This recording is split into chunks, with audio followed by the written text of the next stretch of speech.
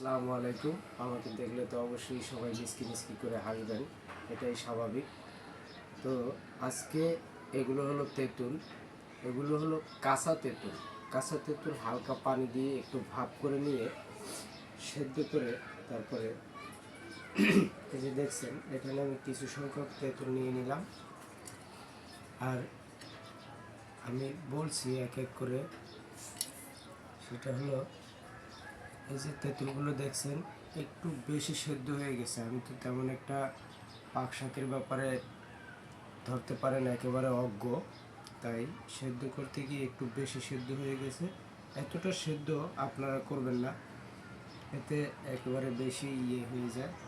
তো এই যে দেখছেন তেঁতুল নিয়ে নিলাম।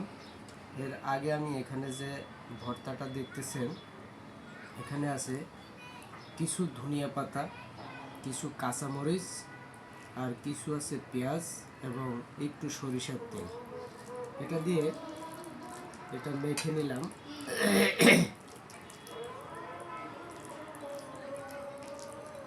এটা মেখে খুব একটা সুস্বাদু এবং সেন্ট আসতেছে।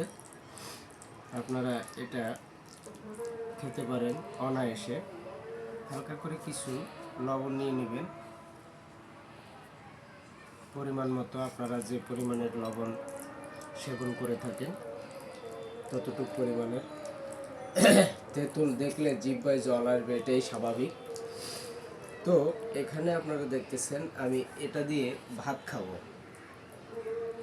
এখান থেকে এরকম নিয়ে নিলাম।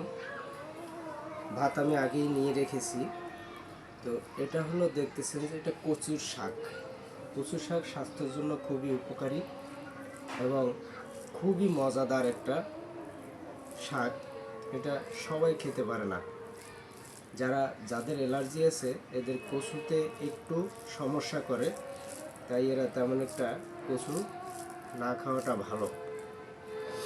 তো এখন দেখি এর টেস্টটা কেমন।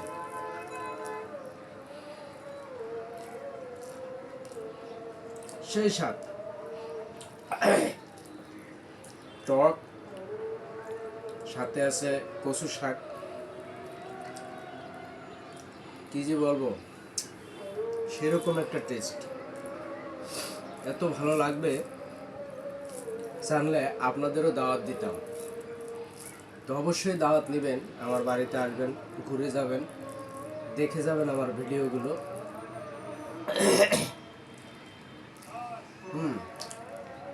সেই স্বাদ।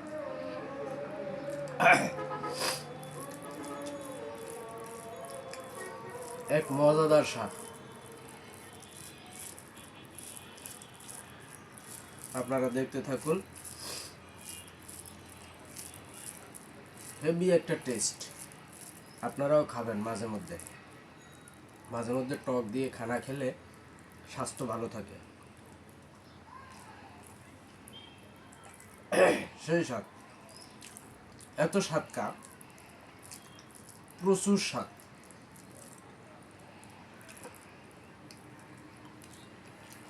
এই হলো সেই তেঁতুলের ভর্তা।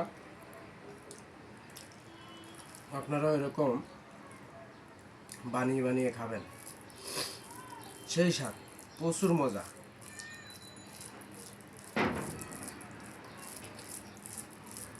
আসলে আমি তেমন একটা খাবার নিয়ে ভিডিও বানানো পছন্দ করি না, তবুও শখের বশে দুই একটা ভিডিও তৈরি করা আর কি।